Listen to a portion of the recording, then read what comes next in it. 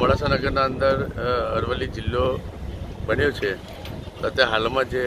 પબ્લિકને નગરજનોને જે તકલીફ પડી રહી છે, મોડાસા નગરથી કોલેજ ચોકડીથી લઈને કલેક્ટર કચેરી જવું હોય, ચાર રસ્તા જવું હોય, જીઆઈડીસી વિસ્તારના લોકોને કામ અર્થે જવાનું હોય, એવા લોકોને, કર્મચારીઓને પણ અને નગરજનોને પણ ખૂબ જ તકલીફ પડે છે. આજના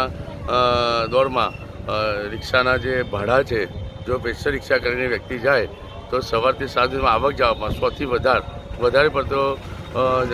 ચાર્જ આપવો પડે છે. એવા સમયે જો નગરપાલિકા જે સેવાકીય